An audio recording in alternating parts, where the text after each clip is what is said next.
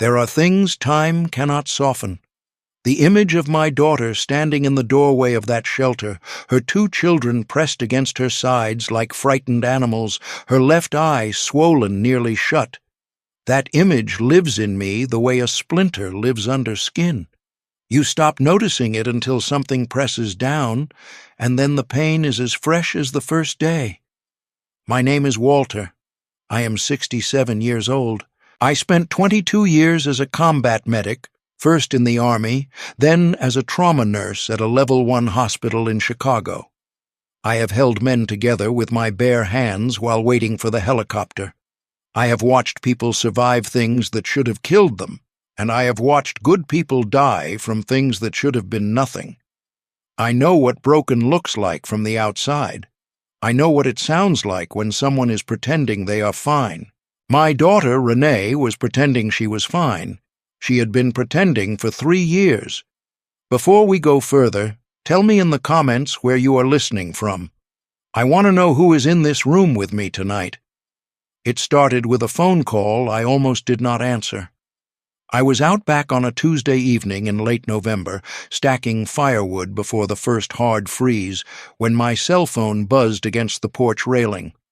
I did not recognize the number. Chicago area code, but not a number I had saved. I let it ring once, twice, then something, I do not know what you call it, instinct or God or just the particular silence of a bad feeling, made me pick it up. It was my grandson, Marcus. He was 8 years old and he was whispering. "Grandpa," he said, "Mama told me not to call anyone. But Lily is scared and I didn't know what else to do." Lily was 5, my granddaughter. I set down the log in my hand very carefully, the way you set down something fragile. "Marcus," I said, "where are you right now?" He told me they were at a women's shelter on the west side. He told me his mother had brought them there 2 nights ago after his stepfather, a man named Derek Pruitt, had thrown a ceramic bowl at Renee's head during dinner. The bowl had hit the wall instead. The next morning, while Derek slept, Renee had packed 2 garbage bags and walked out with her children in the cold. She had not called me. She had told Marcus not to call anyone. She was ashamed. That is the thing nobody tells you about people in those situations. The shame is a second cage on top of the first one. They carry it like it belongs to them. I was in my truck within 4 minutes. The shelter was a converted brownstone on a narrow street I had driven past 100 times without ever really seeing. A woman at the front desk, kind eyes, tired face, brought me to a small common room where Renee was sitting with a paper cup of coffee she was not drinking. Marcus sat beside her doing homework with the focused intensity of a child who has learned to be very, very quiet. Lily was asleep across 2 chairs, her coat folded under her head as a pillow, her small sneakers still on her feet. My daughter looked up when she heard my footsteps, and her face did something I had not seen since she was very small. It crumpled, not dramatically, not loudly, just the way a wall crumbles when the thing holding it up finally gives out. "Dad," she said, "I told him not to call you." "I know," I said. I sat down beside her and put my arm around her, and she leaned into my shoulder the way she used to when she was 9 years old and had a nightmare, and I just held her. I did not say anything. There was nothing to say yet. First, she needed to know she was not alone. Later, much later that night, when Marcus and Lily were both asleep and the shelter had gone quiet, Renee told me everything. Derek Pruitt had started small. Little comments. "You're too sensitive. You don't know how to handle money. Your friends don't really like you, you know that? The kind of words that do not leave marks, but reshape the person who hears them, the way water reshapes stone." By the time the first shove happened, Renee had already been convinced that she was lucky to have him.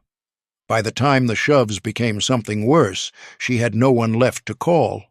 He had spent 2 years making sure of that. He had also spent 2 years dealing with her landlord. This is where it gets complicated. Derek did not just hurt my daughter inside the apartment. He controlled everything outside it, too. The apartment was in Renee's name, a two-bedroom unit in a building owned by a man named Gerald Marsh, who ran his properties like a feudal lord. Gerald Marsh was 60, heavy-set, with the slow, deliberate cruelty of someone who has never been told no by anyone who mattered. His property manager was his nephew, a sharp-faced young man named Corey, who handled all tenant communication and who had, over 18 months, systematically made Renee's life impossible. Noise complaints filed against her for things that did not happen. Maintenance requests ignored until small problems became expensive ones. Lease violation notices slipped under her door in the middle of the night, citing rules that did not exist in the original lease. When Renee pushed back, Corey would call Derek, and then Derek would handle it at home. They had her surrounded, inside the apartment and outside of it. When she left, she did not just lose Derek. She lost her home, too. She had stopped paying rent the month before. She had no money of her own. Derek controlled all of it. And Gerald Marsh had already begun eviction proceedings. She had 60 days, maybe less. I drove back to my house that night and I sat at my kitchen table for a long time. I am 67 years old. I have bad knees and a lower back that argues with me every morning. I am not a young man. I am not the man I was at 35, but I have spent a lifetime learning things, and one of the things I have learned is that strength does not diminish with age. It just changes shape. It becomes something quieter and considerably more dangerous. I made some calls, old friends, a woman I had served with who was now a paralegal in Cook County, a former patient who had become a housing rights attorney and owed me a favor that had been sitting unpaid for 11 years, a retired detective named Russell, whom I had known since our children were in the same little league and who still had contacts inside the department. I told Renee I was going to handle things. She begged me not to. She was afraid of what Derek might do. She was afraid of what Marsh might do. She had been taught to be afraid of everything, and the teaching had stuck. I told her the same thing I used to tell trauma patients when they were convinced they were not going to make it. You don't have to be brave right now. That's what I'm here for. The first thing I did was move into the apartment. Renee still had her key. The eviction was not final. Technically, legally, she still had the right to be there, and so did anyone she invited. My paralegal friend confirmed this in writing within 24 hours. I packed a bag, drove to the west side, and let myself into my daughter's apartment on a Wednesday morning while Derek Pruitt was at work. The apartment told me everything Renee had not been able to say. There was a dent in the kitchen wall at shoulder height, the drywall cracked in a pattern that is only made one way. There was a broken cabinet hinge in the bathroom that had been poorly reattached with the wrong screws. Children's artwork on the refrigerator, held up with magnets, and in several of the drawings, the adult male figure was drawn with a red mouth and very large hands. Marcus had drawn those pictures. Children tell the truth in the ways adults forget they are watching. I documented everything: photographs, measurements, dates, written in a small notebook I kept in my shirt pocket. I am a nurse. I know how to document. I know that evidence without documentation is just a story, and a story without evidence is just an allegation. Gerald Marsh's nephew, Corey, arrived at 2 in the afternoon. He had a key to the building, but not to the unit. He knocked. I answered. He was maybe 30 years old, wearing a puffy vest and expensive sneakers, with the particular expression of someone who is accustomed to tenants being afraid of him. He looked me up and down. "Who are you?" he said. I told him I was Renee's father and that I was staying with her while she handled some personal matters. "She's in violation of her lease," he said, pulling out his phone as though he was going to show me something on it. I asked him which violation specifically. He named one. I had read the lease the night before, all 14 pages of it. The violation he named was not in the lease. I told him this. His expression shifted slightly. The entitled confidence flickered. I told him that any further lease violation notices would need to be in writing, delivered by certified mail, per Illinois state law, and that any notices not delivered this way would be considered invalid in any subsequent legal proceedings. I used those exact words. I had rehearsed them with my paralegal friend the evening before. He left. He did not say goodbye. Derek showed up that evening. I heard his key in the lock at 6:47. I was sitting in the kitchen with a cup of coffee and my notebook. He walked in, dropped his jacket on the floor, the way someone does in a home where they know someone will pick it up, and then he walked into the kitchen and stopped. He was younger than I expected, maybe 38, broad shoulders, thick neck, the kind of build that has intimidated people his whole life. His face went through several expressions very quickly. Surprise, confusion, the particular recalibration of a man who expected an empty apartment and is now standing in front of someone he does not know. "Where is Renee?" he said. "Renee is somewhere safe," I said. He looked at the cup in my hand, at the notebook on the table, at me sitting in his girlfriend's kitchen like I had been there all along. I could see him trying to figure out the geometry of this, who I was, what I knew, what I was doing here. "You're the father," he said finally. "That's right," I said. "She doesn't want you involved." "She said that before she told me what you did to her," I said, "before she showed me her medical records. People change their minds when they feel safe enough to be honest." He shifted his weight forward slightly. It was subtle. Most people would not have noticed it. I noticed it. I have spent a lifetime in emergency rooms reading bodies. I would be careful, I told him, keeping my voice very calm and even. I'm 67 years old and I have bad knees, but I spent 22 years as a military medic before I spent another 15 as a trauma nurse. I know exactly where every important thing in the human body is located. I know what breaks easily and what doesn't. I mention this not as a threat, but as context. You should have all the relevant information before you make a decision. He stared at me for a long moment. Then he picked his jacket back up off the floor and left. I released a slow breath and wrote down the time in my notebook. Over the next week, I learned the full shape of what Gerald Marsh and Corey had been doing.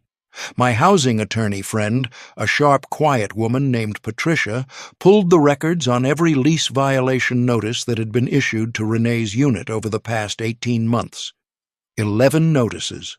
Of those 11, 4 cited lease terms that did not appear in Renee's signed lease. 3 were delivered by sliding under the door rather than certified mail, which under Illinois law rendered them unenforceable. 2 were dated on days when the described violations could be disproven by Renee's work schedule, which we obtained from her employer. Patricia also pulled Gerald Marsh's record across his 12 other properties in Cook County. The pattern repeated itself at every building. Tenants, overwhelmingly single women, overwhelmingly women with children, received a cascade of questionable violation notices shortly before their leases were due for renewal. Several had paid fines that Marsh had no legal right to charge. Several others had simply left rather than fight. One woman, a mother of 3 on the South Side, had paid $600 in invented fees over 14 months before a housing advocacy group had intervened. What Gerald Marsh was running was not a rental business. It was a system, and like most systems built on the assumption that people are too frightened or too exhausted to push back, it worked beautifully right up until the moment someone pushed back. Patricia filed a formal complaint with the Illinois Department of Human Rights on a Thursday. By Friday afternoon, Gerald Marsh had a certified letter in his mailbox. By Friday evening, Corey was calling the apartment every hour. I did not answer. Derek, meanwhile, had not given up. He showed up twice more that week. The first time I was standing at the window when his car pulled up, and I simply watched him sit in the driver's seat for 11 minutes before he drove away. The second time he knocked on the door at 10:30 at night. I answered with my phone already recording, held at my side. "This is my home," he said. "The lease is in Renee's name," I said. "You're not on it. I checked with the building management this morning, and you are not listed as an authorized occupant. If you'd like to discuss this with an attorney, here is Patricia's card." I handed him a business card. He took it without thinking, the way people do when something is placed in their hand. Then he looked at it, looked at me, and his face went through something complicated. "She put you up to this," he said. "Renee put herself up to this," I told him. "The moment she walked out that door with those children in the cold, she did that herself. I'm just here to make sure no one closes it behind her." He left. He did not come back, but Gerald Marsh was not finished. The following Monday, I came downstairs to find that the building's front entrance lock had been changed. My key no longer worked. This is an illegal lockout under Illinois tenant law. I called Patricia. Patricia called Marsh's attorney. The lock was changed back by 2 in the afternoon, but the message was clear. Marsh was escalating. What Marsh did not know was that I had been escalating too. Russell, my retired detective friend, had quietly made some inquiries. The fines Marsh had been collecting, the illegal ones, the invented ones, had been going somewhere interesting. Specifically, they had been flowing into a limited liability company that Marsh had set up separately from his property management business. That company had no employees, no services rendered, no obvious purpose except to receive money. Russell's contact at the state attorney's office found this very interesting enough to open an inquiry. I also learned, through Patricia's research, that Corey had a previous civil judgment against him from a tenant in DuPage County. Harassment, illegal eviction. He had settled quietly for $11,000, and the record had been buried in county court filings where most people would never think to look. Patricia looked. We had been building quietly for 2 weeks. Then Gerald Marsh made his mistake. He showed up in person. It was a Saturday morning, early, the kind of gray November morning that feels like the sky is pressing down. I was drinking coffee and reading when I heard heavy footsteps on the stairs, and then a fist on the door. Not a knock, a fist, the sound of someone who is not accustomed to asking. I opened the door. Gerald Marsh was a big man, the kind of big that was once physical and had since become simply mass. He wore a canvas jacket and work boots, and he had the expression of a man who had come to deliver a fact, not have a conversation. "You need to vacate this unit," he said. "I am giving you formal notice." I told him that any formal notice needed to meet the specific requirements under state law and asked if he had brought documentation. He had not. I told him that without documentation, this conversation was not a legal notice of anything, and asked if he would like to come in and discuss the outstanding complaint filed with the Department of Human Rights. He did not want to come in. He wanted me to be frightened. He wanted me to be the kind of tenant who looks at a big man with a fist on the door and decides that compliance is easier than confrontation. He had built an entire business on that assumption. I stepped back from the door. I said, "Mr. Marsh, I want you to look at this." I showed him my phone. On the screen was a photograph, a clear, time-stamped photograph of one of the illegal lease violation notices next to a highlighted copy of the actual lease, with a legal annotation from Patricia's firm explaining exactly why the notice was invalid. Behind it was another photograph, and another. 14 photographs in total. I scrolled through them slowly so he could see each one. Then I showed him the filing from the Department of Human Rights. Then Patricia's letter to his attorney outlining the specific statutes that had been violated and the remedies being sought.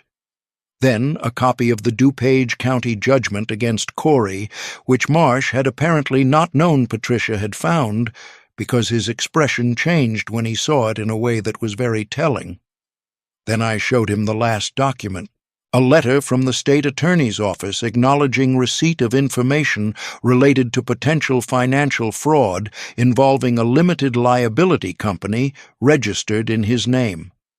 The color left his face in the slow way that color leaves the face of someone who has just understood something they cannot undo. I did not say anything dramatic. I am 67 years old. I have sat with people at the worst moments of their lives. I know that the most powerful thing you can do in a room is stay calm when everyone else has lost it. I said, "Mr. Marsh, I think you should speak with your attorney. I think you should do that today.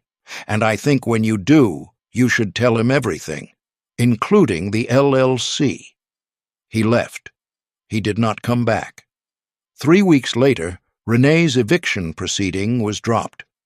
Gerald Marsh's attorney contacted Patricia with a settlement offer. It took 2 more weeks of negotiation, but in the end, Gerald Marsh agreed to forgive 18 months of disputed fees, to pay a settlement covering Renee's documented damages, and to release her from the remainder of the lease without penalty, so she could move freely. Corey resigned from the property management company shortly after, which turned out to be a condition his uncle had quietly required after their own attorney explained his liability. The state attorney's inquiry into the LLC is ongoing. I cannot tell you how that ends because it has not ended yet. But I can tell you that Gerald Marsh sold 2 of his 12 properties in the 3 months following our conversation in that doorway. I do not think that is a coincidence. Derek Pruitt was served with a protective order in December. He did not contest it. Renee told me later that she thought he seemed almost relieved. "Some people," she said, "have been the worst version of themselves for so long they do not know how to stop except when someone stops them." I do not know if that is true or if it is just the kindness in my daughter talking, but she said it without bitterness, and that felt like its own kind of healing. Renee and the children moved into a new apartment in January. 3rd floor, south-facing windows, a little more light. Marcus has a room of his own for the first time in 3 years. Lily picked out curtains with yellow flowers on them and spent an entire Saturday arranging and rearranging a collection of stuffed animals on her windowsill with the absolute authority of someone who has never been allowed to decide where things go before. I helped them move in on a cold Saturday morning. When the last box was carried up and the furniture was more or less in place and the children were in their rooms, making the particular kind of cheerful noise that children make when they are somewhere safe, Renee made coffee, and we sat at her new kitchen table and did not say much for a while. Then she said, "Dad, how did you know what to do?" I told her the truth. I did not always know. I made it up as I went, leaning on every useful thing I had ever learned and every person I had ever helped and every favor I had stored up over 67 years of living. I told her that I was not brave, exactly. That brave implies the absence of fear, and I was afraid plenty. I was afraid of getting it wrong. I was afraid of doing too much or too little. I was afraid that if I pushed too hard, Derek or Marsh would take it out on her in ways I could not prevent.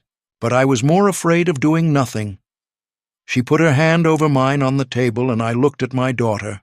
41 years old, thinner than she should be, dark circles that will take months to fade, but her back straight, her eyes clear. And I thought about all the years I was deployed, all the years I was at the hospital, all the years she was growing up without enough of me present, and I thought, This is what all of that was for. Not the war, not the medicine, just this moment, this kitchen, this coffee, these yellow curtains in the next room. I want to say something to you before I go because I have been thinking about it since this all began. There is a particular kind of lie that gets told about getting older, that you slow down, that your days of mattering are behind you. That experience is a consolation prize for no longer having the physical things you used to have. I believed a version of that lie myself. I thought about the bad knees, the mornings that take longer than they used to, the face in the mirror that does not match the one I still carry somewhere inside. But here is what I know now. Every year I lived gave me something. Every patient I sat with, every difficult conversation I did not walk away from, every time I showed up when it would have been easier to stay home, all of that accumulated into something, not youth, something more durable than youth, the ability to stay calm in a crisis, the knowledge of where to find the right people, the patience to build a case instead of throwing a punch, the credibility that comes from a life lived with some integrity. Gerald Marsh looked at me and saw an old man. He assumed that what he saw was the whole story. It was not. I am not telling you this so you think I am something special. I am telling you this because every family has someone like Renee, someone gentle who got into a situation they could not get out of alone, someone who stopped calling because they were ashamed, someone who is holding a phone right now, thinking about whether to reach out, and deciding not to because they have been convinced that they are a burden. They are not a burden. They are the whole point. If you are that person, if you are Renee, sitting in a shelter with your children asleep across 2 chairs, I want you to hear this. The people who love you have not stopped. We did not go anywhere. We got older, maybe.